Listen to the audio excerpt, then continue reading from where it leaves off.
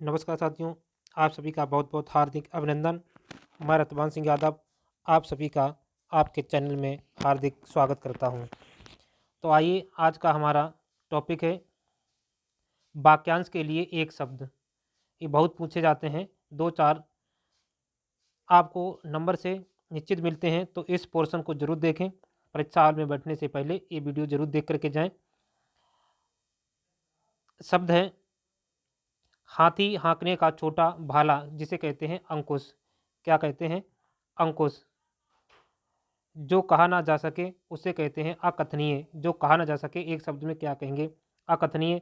जिसे क्षमा ना किया जा सके उसे कहेंगे अक्षम्य। उसे क्या कहेंगे? अक्षम। जिस स्थान पर कोई ना जा सके उसे कहेंगे अगम्य। जिस स्थान पर कोई जा ना सके उसे क्या कहेंगे? अगम्य। जो कभी बूढ़ा ना हो उसे कहेंगे अजर। जो कभी बूढ़ा ना हो उसके लिए एक शब्द क्या कहेंगे? अजर। जो जीता ना जा सके उसे अजय कहेंगे। जो जीता ना जा सके उसे एक शब्द में क्या कहेंगे? अजय।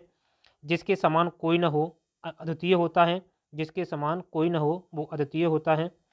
हृदय की बातें जानने वाला के लिए एक शब्द होगा अंतर्मयी। जो हृदय की बातें जानता उसके लिए एक शब्द क्या कहेंगे? अंतर्मयी।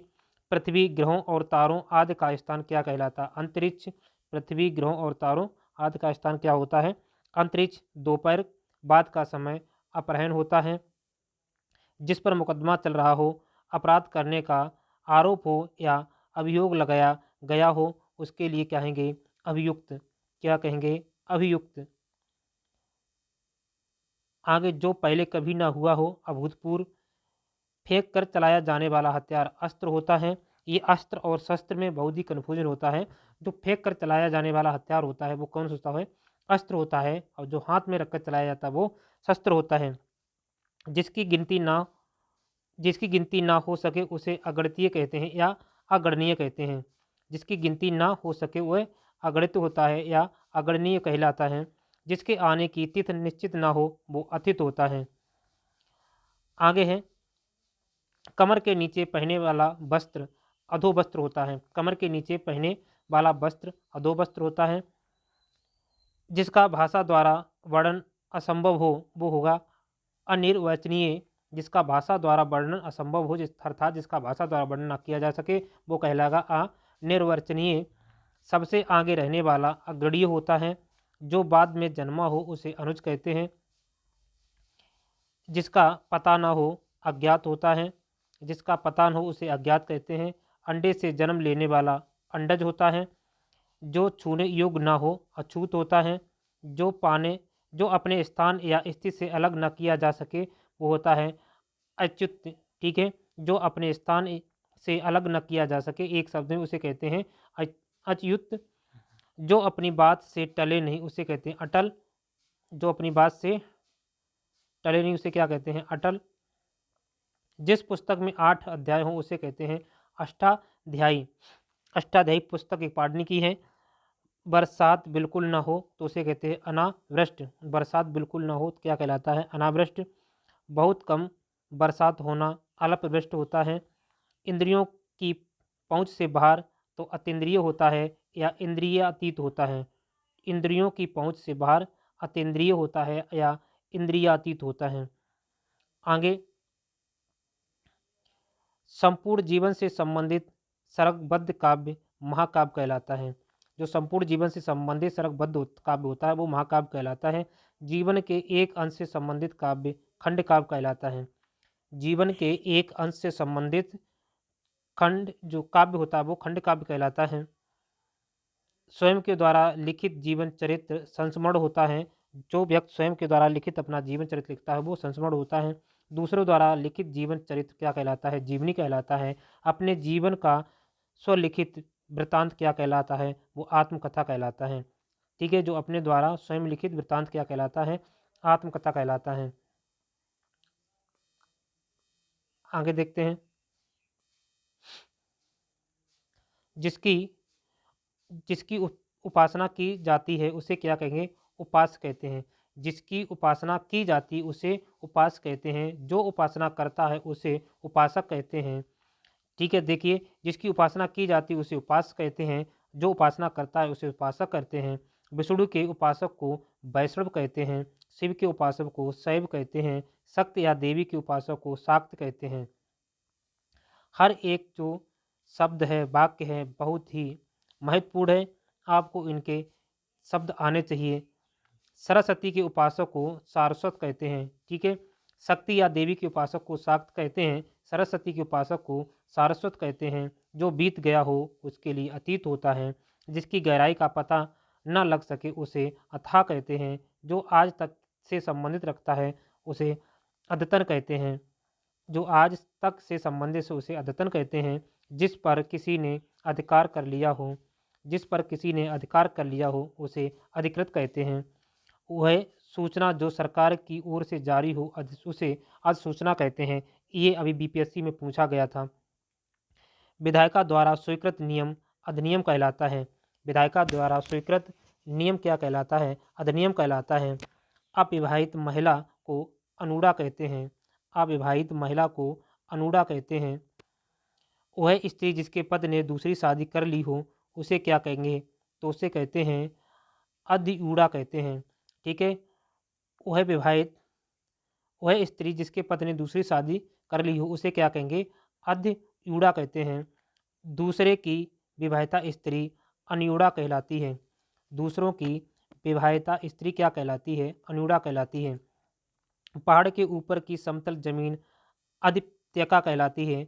अधित्यका कहलाती है। जिसके हस्ताक्षर नीचे अंकित हों उसे अध्यो हस्ताक्षरकर्ता कहते हैं।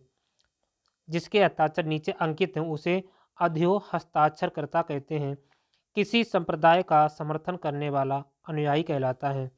किसी संप्रदाय का समर्थन वाला एक शब्द में क्या होता है? इसे अनुयायी कहते हैं। किसी प्रस्ताव का समर्थन करने वाली की क्रिया क्या कहलाती है? अनुमोदन कहलाती है। जिसका जन्म निम्न वर्ग में हुआ हो जिसका जन्म निम्न वर्ण में हुआ हो उसे कहते हैं अंत्यज, ठीक है, अंत्यज कहते हैं। परंपरा से चली आई कथा अनुश्रुत कहते हैं। परंपरा से जो कथा चली आई है उसे क्या कहते हैं? अनुश्रुत कहते हैं। जिसका कोई दूसरा उपाय न हो उसे अन्योपाय कहते हैं। अन्योपाय कहते हैं। आगे वह भाई जो अन्य माता के उत्पन्न हुआ हो उसे अन्योदर कहते हैं। वह भाई जो अन्य माता के उत्पन्न हुआ हो उसे अन्योदर कहते हैं। पलक को बिना झपकाए के लिए उसे कहते हैं अनिमेष, ठीक है। अनिमेष कहेंगे या निर्निमेष कहेंगे। जो बुलाया न गया हो उसे अनाहुत कहते हैं। जो ढका हुआ ना हो उसे अना अनावृत कहते हैं। जो ढका हुआ ना हो उसे अनावृत कहते हैं। जो दोहराया ना गया हो उसे अनावृत कहते हैं। दोनों को ध्यान रखना है। जो ढका हुआ ना हो उसे अनावृत कहते हैं और जो दोहराया ना गया हो उसे अनावृत कहते हैं। पीछे पीछे चलने वाला या अनुसरण करने वाला अनुगामी होता है। महल का वह भाग जहाँ रानियां निवास करती हैं उसे अंतापुरी या रनिवास कहते हैं।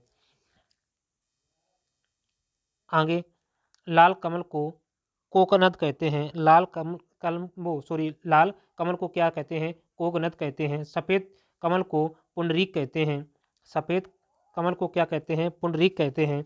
कमल की डंडी को मृणाल कहते हैं या कमलनाल कहते हैं। तालाब में खिला हुआ कमल को क्या कहते हैं? सरसिज कहते हैं, ठीक है।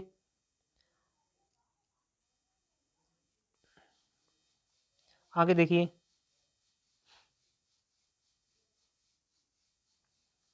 जिसे किसी बात का पता न हो उसे कहते हैं अनभिज्ञ।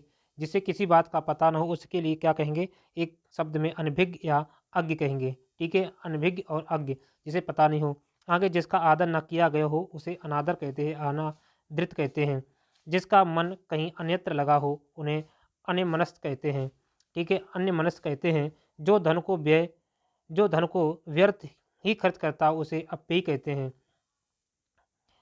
आवश्यकता से अधिक धन का संचय करना अपरिग्रह कहलाता है। क्या कहलाता है? अपरिग्रह। जो आवश्यकता से अधिक धन संचय करता है उसे अपग्रह कहते हैं।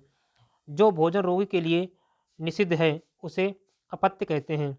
क्या कहते हैं? अपत्य। जो भोजन रोगी के लिए निषिद्ध है उसे अपत्य कहते हैं। जिस वस्त्र को पहना ना गया हो उसे अप्रहित कहते हैं। क्या कहते हैं? अप्रहित। न जोता गया खेत अप्रहत कहलाता है। ध्यान देना दोनों को, ठीक है। जिस वस्त्र को पहना ना गया हो उसे अप्रहित कहते हैं। ना जो जोता गया खेत न जोता गया खेत क्या कहलाता है, वो भी अपहृत कहलाता है। ध्यान रखना। आगे देखो भोजन से संबंधित, कम खाने वाला उसे क्या कहेंगे, उसे कहते हैं अल्पाहारी। कम खाने वाला अल्पाहारी, जो दिन में एक बार भोजन करता उसे एकाहारी कहते हैं। जो केवल दूध पीता हो उसे दुग्धाहारी कहते हैं या पयोधारी कहते हैं। ठीक है, जो केवल दूध पीता है तो उसे पयोहारी कहते हैं। जो केवल फल खाता हो उसे फलाहारी कहेंगे। जो केवल मांस खाने वाला उसे मांसाहारी कहते हैं। नपा तुला भोजन करने वाला उसे मिताहारी कहते हैं। नपा तुला भोजन करने वाला या खाने वाला उसे कैसे मिताहारी कहते हैं। कम खाने वाला उसे मिताहारी कहते हैं। नपा तुला भोजन या कम खाने वाला एक है तो दोनों के लिए मिताहारी होगा। केवल साग सब्जियां खाने वाला उसे शाकाहारी कहते हैं। जो सब कुछ खाता हो उसे सर्वच्छी या सर्वाहारी कहते हैं। जो शाकाहारी व मांसाहारी दोनों हो उसे क्या कहते हैं, उसे सर्वाहारी कहते हैं। जो शाकाहारी व मांसाहारी दोनों हो उसे क्या कहेंगे, सर्वाहारी। जो बहुत कम खाता हो उसे स्वल्पहारी कहेंगे। ठीक है, जो बहुत कम खाता हो उसे क्या कहेंगे, सुलभ आहारी कहते हैं। जो बिन मांगे मिल जाए उसे अयाचित कहते हैं। जो कम बोलता हो उसे अल्पभाषी या मितभाषी कहते हैं। जो बिना वेतन के कार्य करता हो उसे अवेतनिक कहते हैं, अवैतनिक कहते हैं। जो व्यक्ति विदेश में रहता हो उसे अप्रवासी कहते हैं। जो सहनशील न हो उसे असहिष्णु कहते हैं। जिसका दमन ना किया जा सके जिसका दमन ना किया जा सके उसे अदम्य कहते हैं। जिसका स्पर्श करना वर्जित हो अप्रस्य होता है। जिसका स्पर्श करना वर्जित हो उसे अप्रस्य कहते हैं। जो रचना अन्य भाषा की अनुवाद हो उसे अनुदूत कहते हैं। जो रचना अन्य भाषा की अनुवाद हो उसे अनुदित कहते हैं। जिसके पास कुछ न हो अर्थात दरिद्र, वो अकंचन होता है। जिसके पास कुछ ना हो उसके लिए एक शब्द अकंचन कहलाता है। जो सुना हुआ न हो वो अश्रव्य होता है। जो साधा ना जा सके वो असाध्य होता है। जो चीज इस संसार में ना हो वो अलौकिक होती है। जो बाह्य संसार के ज्ञान से अनभिज्ञ हो उसे अलौकिक कहते हैं, अलौकिक। जिसे लांगा ना जा सके उसे अलंघनीय कहते हैं। जिसकी तुलना ना हो सके उसे अतुलनीय कहते हैं। जिसकी सबसे पहले गणना की जाए उसे अग्रण्य कहते हैं। ठीक है, अग्रणीय कहते हैं। आगे देखियो,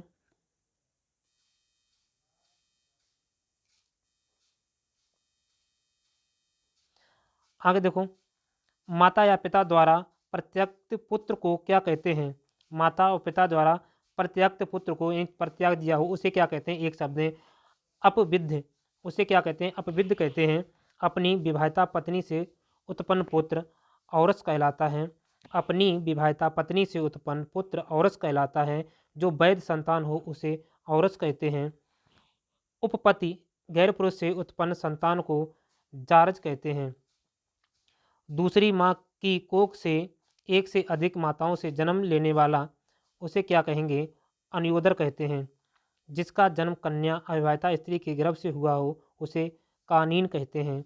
उसे क्या कहते हैं, उसे कानीन कहते हैं। क्रय किया हुआ पुत्र को कृतक कहते हैं। क्रय किया हुआ पुत्र को कृतक कहते हैं। नियोग प्रथा समरक्त संबंधी से उत्पन्न पुत्र को क्षेत्रज्ञ कहते हैं।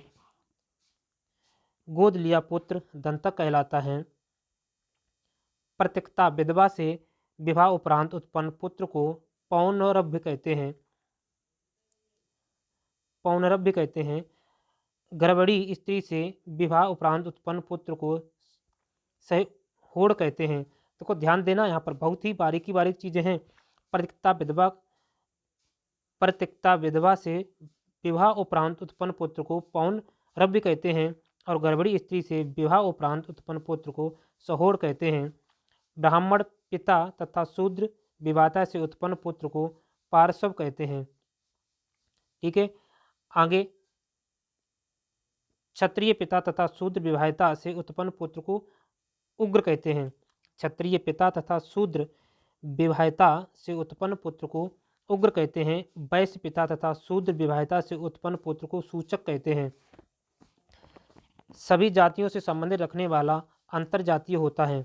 सभी जातियों से संबंध रखने वाला अंतर्जातीय होता है, जिसका खंडन ना का न जिसका खंडन ना किया जा सके अखंडनीय होता है। जिसका चिंतन ना किया जा सके वो अचिंत्य होता है। जिसका चिंतन ना किया जा सके वो अचिंत्य होता है। जिसको त्यागा ना जा सके अत्याज्य होता है। वास्तविक मूल्य से अधिक लिया जाने वाला मूल्य अधिक मूल्य होता है। वास्तविक मूल्य है उससे अधिक मूल्य लिया है, उसके लिए एक शब्द क्या कहेंगे तो अधिमूल्य होता है। मूल कथा में आने वाला प्रसंग लघु कथा तो कहते अंतः कथा। जिसका विरोध ना हुआ हो या ना हो सके उन्हें अनिरुद्ध कहते हैं या अविरोधी कहते हैं। जो अनुग्रह से युक्त हो अनुग्रहित कहते हैं। जिस पर आक्रमण ना किया गया हो उसे अनाक्रांत कहते हैं। अनुकरण करने योग्य अनुकरणीय होता है। जो प्रमाण से सिद्ध ना हो सके उसे अप्रमेय कहते हैं। किसी वस्तु को प्राप्त करने की तीव्र इच्छा अभिसा होती है। किसी वस्तु को प्राप्त करने की तीव्र इच्छा अभीप्सा होता है।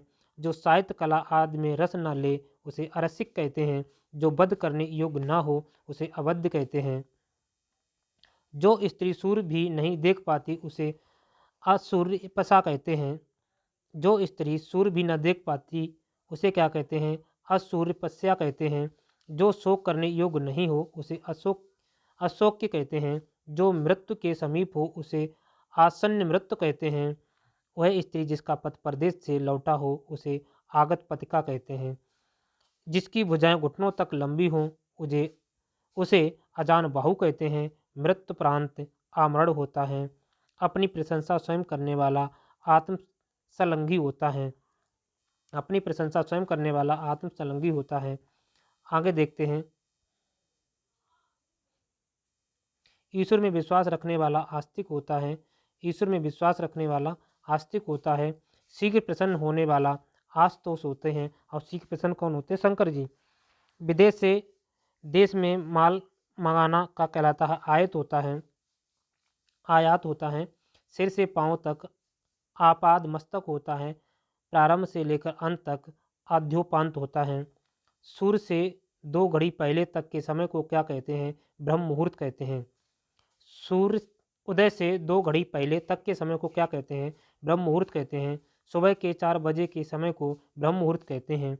सूर्य उदय अरुणोदय से पहले के समय को उषा काल कहते हैं। पाँव फटने के समय को उषा काल कहते हैं। पाँव फटने यानी प्रकाश होने तक। ठीक। पाँव फटने के समय को क्या कहते हैं उषा काल कहते हैं। रात्रि एवं सुबह के बीच के समय को उषा काल कहते हैं। सुबह पक्षियों के कलरव के समय को भोर कहते हैं। सुबह पक्षियों के कलरव के समय को भोर कहते हैं। सूर्य की लालिमा दिखने के समय को अरुणोदय काल कहते हैं। सूर्य के निकलने के समय को सूर्योदय काल कहते हैं। सूर्योदय से 9 बजे सुबह तक के समय को प्रातः काल कहा जाता है।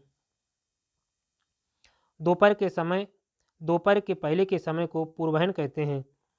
क्या कहते हैं पूर्वाह्न कहते हैं। दिन के पहले 2 प्रहर क्या कहलाता पूर्वाह्न कहलाता है यानी दोपहर पहले हो गए हों। दोपहर का समय मध्याह्न कहलाता है। दोपहर के बाद के समय को अपराह्न कहते हैं। सूर्य अस्त का समय को संध्या काल कहते हैं। सूर्योदय के ठीक पहले और सूर्य अस्त के ठीक बाद का समय अति संध्या कहलाता है। संध्या और रात्रि के बीच के समय को अति संध्या कहते हैं। संध्या और रात्रि के बीच के समय को गोधूल कहते हैं। ठीक है, ढंग से देखना, ये पूछा जाता है। संध्या और रात्रि के बीच के समय को क्या कहते हैं गोधूल कहते हैं। संध्या काल जब गायें चरकर लौटती हैं तो उसे गोधूल कहते हैं। दिन और रात के मिलने का समय प्रदोष काल कहलाता है। दिन और रात के मिलने का समय प्रदोष काल कहलाता है। रात्र का प्रथम पहर प्रदोष होता है। रात्रि के पूर्व भाग का समय प्रदोष कहलाता है। रात्र का दूसरा प्रहर द्वियामा कहलाता है। मध्य रात्र का समय निषीध होता है। रात का तीसरा प्रहर त्रियामा होता है।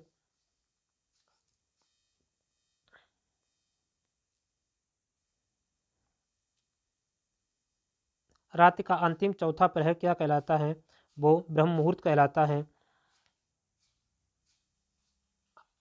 अंधेरी रात तमिस्ना कहलाता है। तारों भरी रात विभारी कहलाती है। तारों भरी रात विभावरी कहलाती है। चांदनी रात को क्या कहते हैं? सरवरी कहते हैं। सूर्य का मकर रेखा के उत्तर जाना उत्तरायण कहलाता है। आशा है आपको हमारी ये वीडियो अच्छी लगी हो। बहुत सारे शब्द हैं, बहुत सारे वाक्यांश हैं, उनके लिए शब्द हम आगे भी वीडियो में लेके आएंगे। आज तक के लिए इतना ही। मिलते हैं अगले वीडियो में, तब तक के लिए नमस्कार। जय हिंद, जय भारत।